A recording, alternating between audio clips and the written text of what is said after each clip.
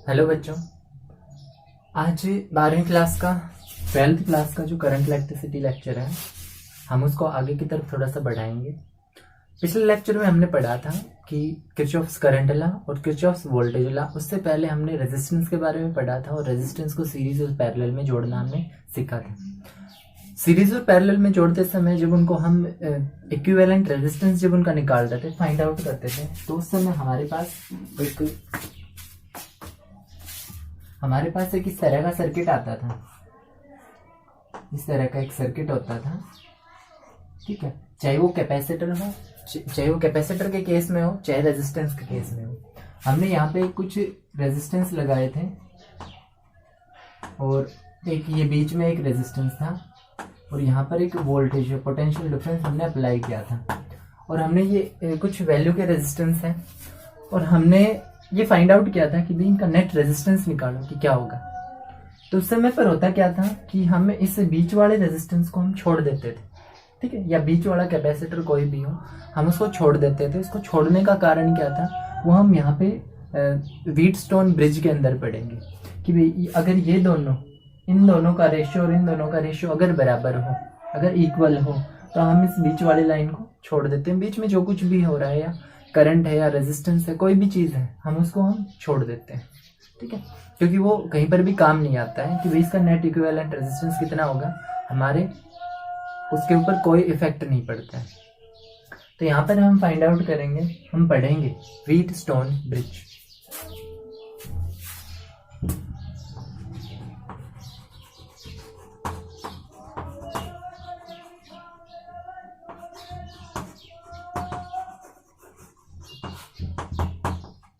Wheatstone bridge. Wheatstone bridge एक instrument होता है जिसके अंदर हमें 3 रेजिस्टेंस दिए होते हैं और चौथा रेजिस्टेंस हम फाइंड करते हैं। ग्रुपिंग होती है 4 रेजिस्टेंस की हम ग्रुपिंग करते हैं उसके अंदर। और ये यही दर्शाने के लिए इस्तेमाल होता है कि भाई हमारे पास 3 रेजिस्टेंस गिवन है और चौथा रेजिस्टेंस हमने फाइंड करना है। या हमने अभी अभी बात की है कि बीच में से जो रेजिस्टेंस है, हम उसकी वैल्यू को क्यों कैलकुलेट नहीं करते हैं, क्यों उसको हम इसके अंदर ऐड क्यों नहीं करते हैं, क्या वजह है। तो व्हीटस्टोन ब्रिज एक 4 रेजिस्टेंस का एक ग्रुप होता है कुछ इस तरह से।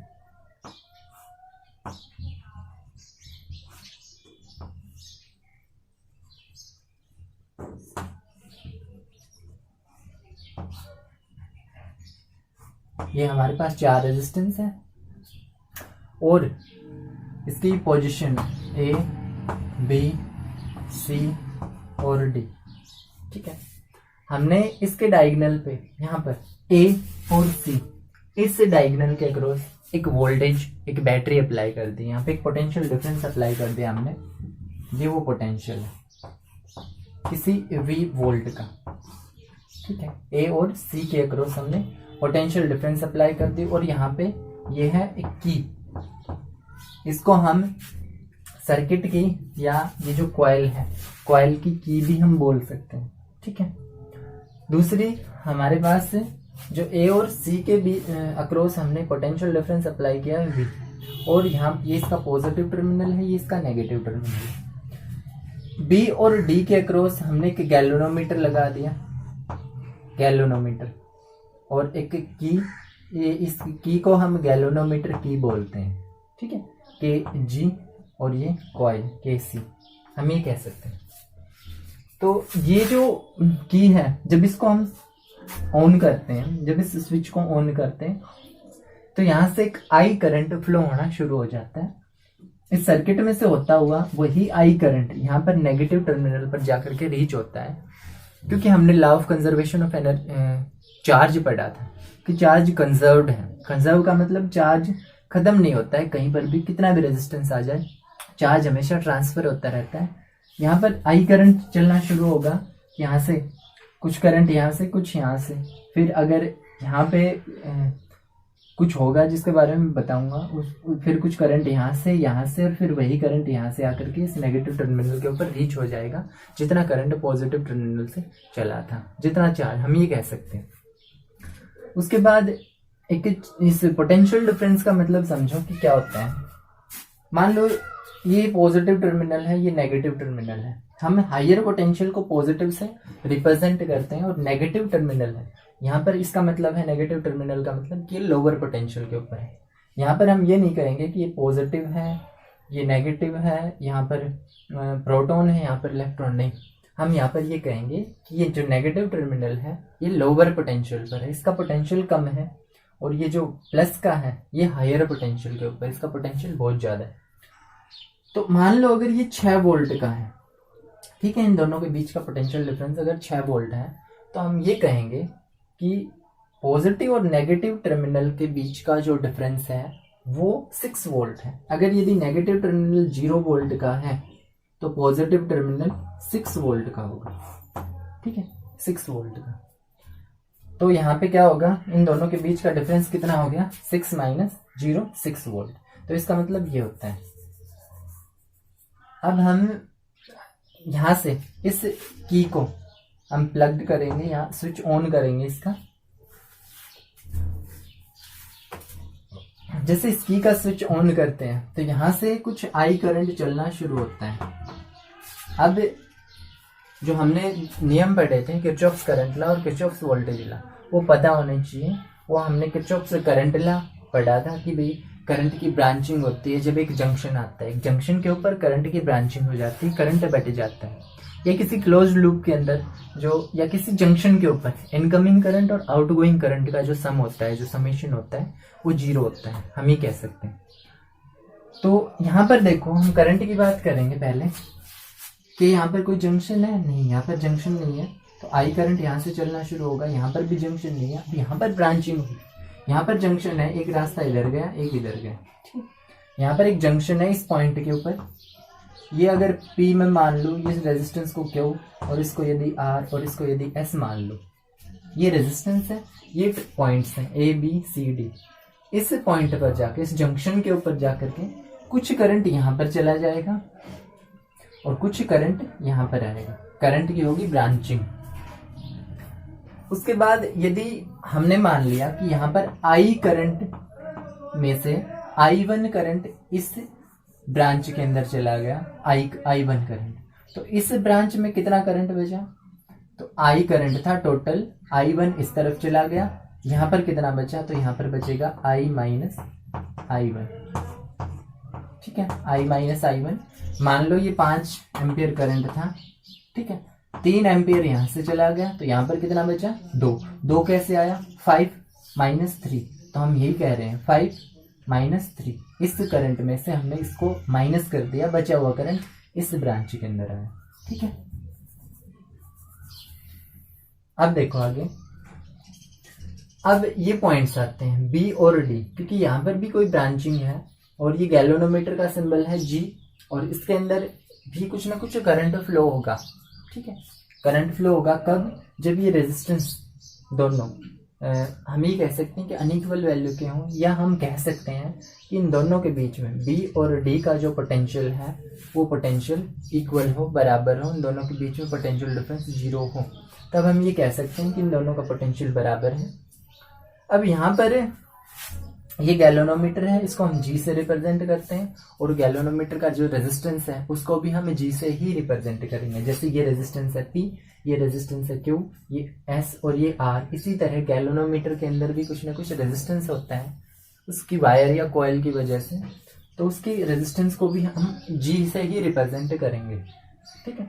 यहाँ पर ये प्लग की है, इस की का कोई मतलब नहीं। यहाँ पर जो आने के बाद हम ये करेंगे कि इस की को हम यहाँ पे ऑन कर देते हैं। जब इस की को ऑन किया जाता है तो हमने ये पढ़ा था कि पॉजिटिव टर्मिनल से करंट चलना शुरू होता है और नेगेटिव मतलब हायर पोटेंशियल से लोअर पोटेंशियल की तरफ करंट की डायरेक्शन होती है।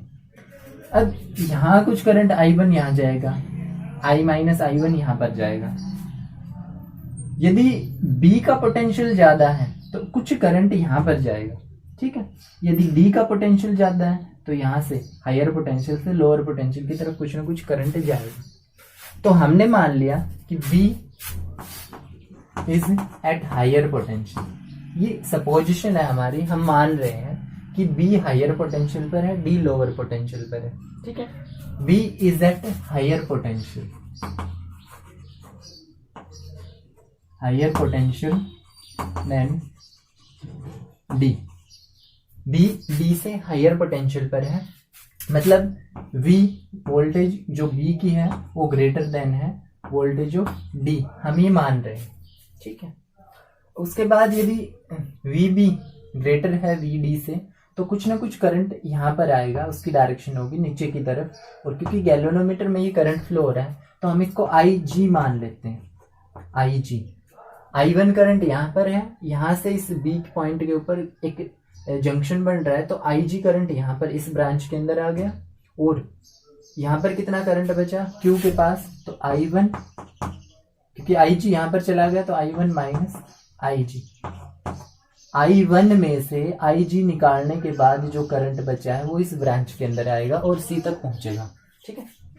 अब ये I माइनस I1 है, ये D पर आकर के यहाँ पर ये करंट रहेगा, और कुछ ना कुछ करंट यहाँ से भी आ रहा है, IG करंट यहाँ से आ रहा है, ये दोनों मिल करके और इस ब्रांच के अंदर जाएंगे तो I minus I1 plus IG, ये करंट इस S ब्रांच के अंदर या S रेजिस्टेंस के अंदर फ्लो होगा।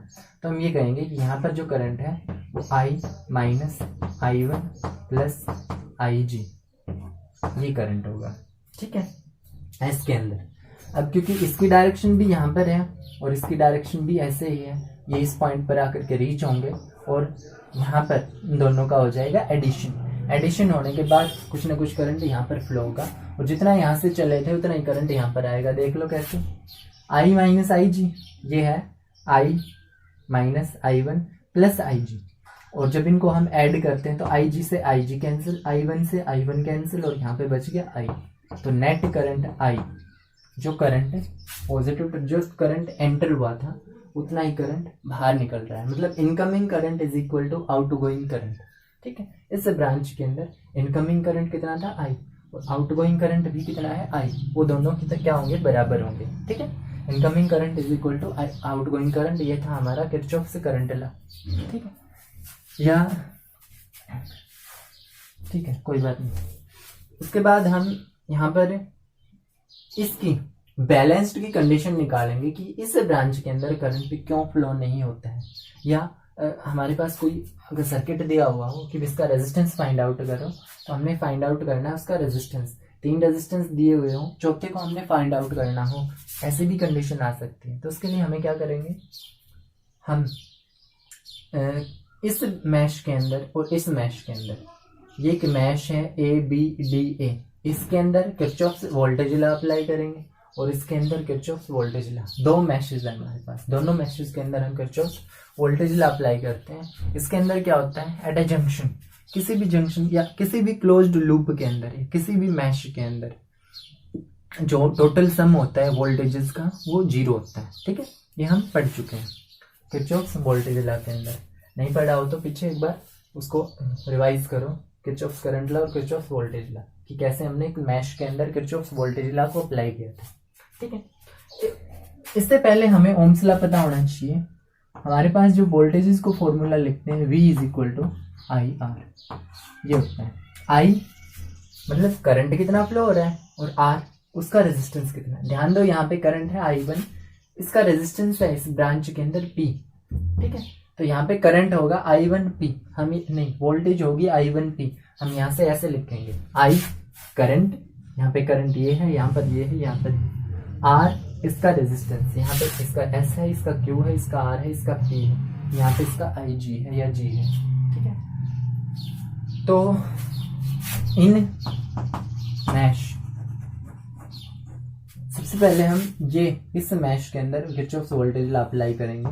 ये हमारी ट्रेवलिंग की डायरेक्शन है, हम इस डायरेक्शन के अंदर ट्रेवल कर रहे हैं, मतलब हम यहाँ से चलेंगे, यहाँ पर जाएंगे, फिर यहाँ पर और फिर यहाँ पर। इस टोटल क्लोज्ड लूप के अंदर जो पोटेंशियल का सम है, समेशन है, जो जोड़ है उनका, वो 0 होगा। तो इन मैश ABDA हम यहाँ से चले थे और वापस यहाँ पर पहुंच गए हैं इस मैश के अंदर, applying Kirchhoff's voltage law in mesh ABDA। तो ABDA के अंदर हम किरचॉफ्स वोल्टेज लॉ को अप्लाई करेंगे। जब इसको अप्लाई करेंगे तो हमारे पास आएगा, यहाँ से जब हम चलना शुरू करते हैं, सबसे पहले देखो हम करंट की डायरेक्शन में जा रहे हैं। इसका मतलब क्या है, हम हायर पोटेंशियल से जा रहे हैं लोअर पोटेंशियल की तरफ। यहाँ पे देखो हम हायर पोटेंशियल से लोअर पोटेंशियल की तरफ जा रहे हैं। तो हायर पोटेंशियल से जब लोअर पोटेंशियल की तरफ जाते हैं तो पोटेंशियल का ड्रॉप आता है, पोटेंशियल डिक्रीज होती है, और डिक्रीज के लिए हम माइनस के साइन का यूज करते हैं, नेगेटिव साइन, ठीक है। और अगर इंक्रीमेंट हो रहा हो, इंक्रीज हो रही हो, तो वहां पर हम पॉजिटिव साइन का हम यूज करेंगे, ये ध्यान रखो। तो यहाँ पर वोल्टेज कितनी होगी, हम वोल्टेज निकालेंगे V is equal to I R. तो इस मैश के अंदर सबसे पहले देखो I1P, V is equal to I R. तो यहाँ पर वोल्टेज कितनी है इसके अंदर करंट कितना है I1, और इसका रेजिस्टेंस कितना है P। तो V equal to I R, तो I1P ये हो जाएगा I1P, और नेगेटिव साइन के साथ। नेगेटिव साइन के साथ क्यों, क्योंकि करंट की डायरेक्शन में जा रहे हैं, वोल्टेज का ड्रॉप आता है, ड्रॉप। अब इस ब्रांच के अंदर यदि हम जाते हैं तो इस ब्रांच के अंदर भी हम करंट की डायरेक्शन में ही जा रहे हैं। हमने पहले किया था B is higher potential than D, तो ये हायर पोटेंशियल है, हायर पोटेंशियल से हम लोअर पोटेंशियल की तरफ जा रहे हैं, तो विद माइनस साइन। उसके बाद फिर से हम माइनस साइन का यूज करेंगे, और इसके अंदर इसकी वोल्टेज कितनी है, वोल्टेज है करंट इंटू रेजिस्टेंस। तो करंट कितना है IG, और रेजिस्टेंस कितना है G। तो इसको हम लिखेंगे IG इंटू G, और उसके बाद इस डायरेक्शन में जा रहे हैं। तो ये हायर पोटेंशियल है, आगे की तरफ जाएंगे तो लोअर है, लेकिन हम ऐसे जा रहे हैं तो लोअर पोटेंशियल से हायर की तरफ जा रहे हैं, विद पॉजिटिव साइन हम लिखेंगे इसको, ठीक है। करंट की अपोजिट डायरेक्शन है, इसका ध्यान रखो कि यदि हम वोल्टेज को चेक कर रहे हैं और ये बीच में यदि कोई रेजिस्टेंस आ जाता है, तो बीच में रेजिस्टेंस आ जाता है, तो यदि हम वोल्टेज को उसके दोनों टर्मिनल के क्रॉस देखेंगे तो वोल्टेज का ड्रॉप आएगा with in the direction of current. यदि हम करंट की डायरेक्शन में जा रहे हैं, तो करंट से अपोजिट डायरेक्शन में जा रहे हैं तो उसका राइज आता है, वो बढ़ता है।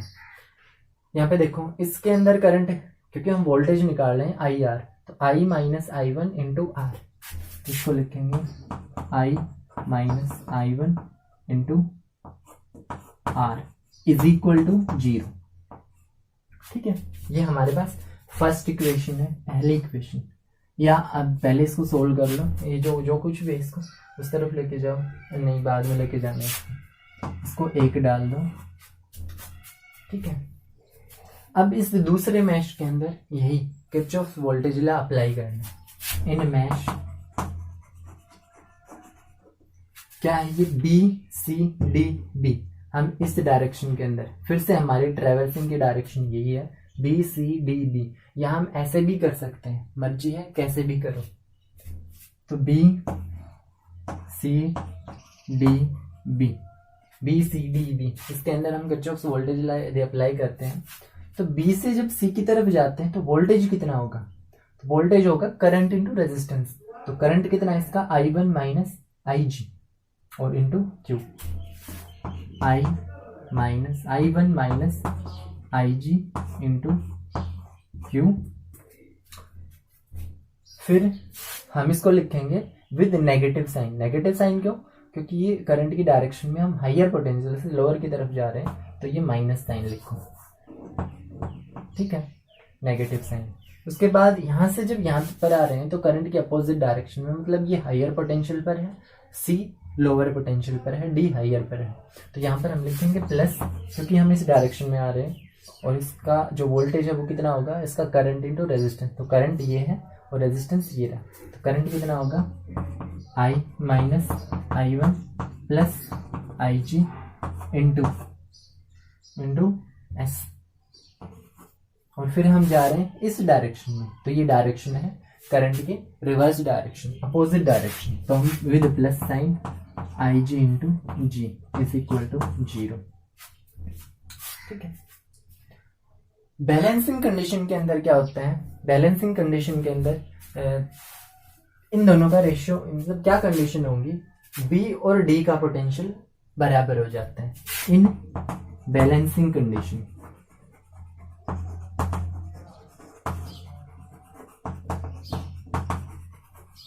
बैलेंसिंग कंडीशन के अंदर क्या होगा, जो B के ऊपर वोल्टेज है वो बराबर हो जाएगा D के वोल्टेज के बराबर।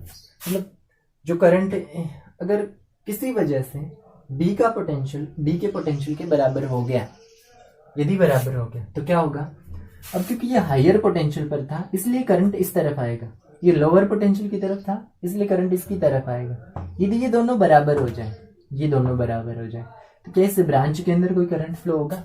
नहीं होगा। तो मतलब क्या होगा कि आई जी जीरो हो जाएगा। आई जी, यदि आई जी जीरो हो गया तो ये जो डिफ्लेक्शन हो रहा है यहाँ पे, जो गैल्वेनोमीटर है जो डिफ्लेक्ट कर रहा है वो कितना होगा, वो भी जीरो के बराबर होगा। तो हम यहाँ पर लिखेंगे कि बैलेंसिंग कंडीशन के अंदर ये दोनों बराबर हो जाते हैं, then I G is equal to zero. तब क्या होगा, आई जी जीरो हो जाएगा। क्यों? क्योंकि वहां पर भी इतना फोर्स लग रहा है और डी पॉइंट के ऊपर भी उतना ही फोर्स लग रहा है, दोनों तरफ एक जैसा फोर्स लग रहा है। तो न तो ये करंट यहाँ पर जाएगा, यहाँ पर इसलिए नहीं जाएगा क्योंकि ये बी इसको आने नहीं देगा, ठीक है, और न ही यहाँ से करंट यहाँ पर आएगा क्योंकि डी इसको नहीं आने देगा। दोनों का पोटेंशियल बराबर है। तो अब जब हम बात करते हैं, जैसे +1 में हमने पढ़ा था फोर्स, जब दोनों इक्वल और अपोजिट फोर्स हो तो नेट फोर्स उसका जीरो हो जाएगा। मतलब एक इसकी तरफ खींच रहा हो और एक इस तरफ खींच रहा हो, तो दोनों के द्वारा लगने वाला फोर्स यदि इक्वल है, बराबर है, तो वो जो बीच में समान है, कोई भी जिसको खींच रहे हो, न तो इस तरफ जाएगा न इस तरफ जाएगा, मतलब नेट फोर्स उसके ऊपर होगा जीरो। तो यहाँ पर भी कुछ ऐसी ही बात है, यहाँ पर पोटेंशियल बराबर है इन दोनों के बीच में, तो इस ब्रांच के अंदर जो करंट होगा वो जीरो हो जाएगा। यदि वो जीरो हो गया तो दोनों के अंदर हम आई जी को जीरो पुट कर देते हैं, तो हमारे पास क्या आएगा, माइनस का। जब हम फर्स्ट इक्वेशन के अंदर पुट करते हैं तो I one P I G zero, तो ये zero plus I minus I one into are is equal to zero. और यदि इसे नेगेटिव साइन वाले को मैं इस तरफ लेके आऊं तो क्या होगा, ये प्लस का हो जाएगा, ठीक है, ये हो जाएगा is equal to I one P. इस इक्वेशन को मैं 3 लिख लेता हूँ। इसी तरह इसको यदि मैं आई जी को जीरो पुट कर देता हूँ तो ये बचेगा आई वन क्यू माइनस का आई वन क्यू, क्योंकि आई जी जीरो हो गया। तो ये यहाँ पे आई जी अगर जीरो है तो I minus I one into S plus I minus I one into S, और ये क्योंकि आई जी जीरो है तो जीरो के multiply zero is equal to zero. इसी तरह यदि इस नेगेटिव टर्म को हम इस तरफ लेके जाएंगे तो ये पॉजिटिव हो जाएगी। तो मैं इस टर्म को यहाँ पर लेके जाता हूँ तो ये हो जाएगा आई वन इंटू क्यू। इसको इक्वेशन में 4 लिख लेता हूँ।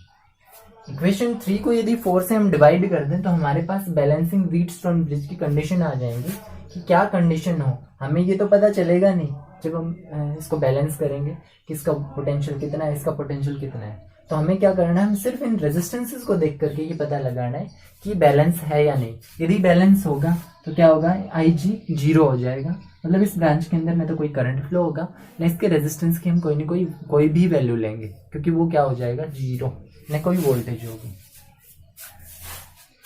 डिवाइडिंग 3/4, 3 को यदि 4 से हम डिवाइड करते हैं तो हमारे पास आएगा, इससे ये कैंसिल और I1 से I1 कैंसिल, तो R by S is equal to P by Q, R by S is equal to P by Q. ये हमारे पास कंडीशन आ गई बैलेंस व्हीटस्टोन ब्रिज की। इसका मतलब क्या है, यदि P और Q का रेशो R और S के रेशियो के बराबर है तो हम ये कहेंगे कि जो व्हीटस्टोन ब्रिज है या जो सर्किट है वो बैलेंस व्हीटस्टोन ब्रिज की कंडीशन को सेटिस्फाई करता है, फॉलो करता है, और तब हम ये कहेंगे कि इस ब्रांच के अंदर करंट फ्लो नहीं होगा तो हम इस ब्रांच को छोड़ देंगे और सिंपली इनको सीरीज में बाकी ये दोनों पैरेलल में हो जाएंगे।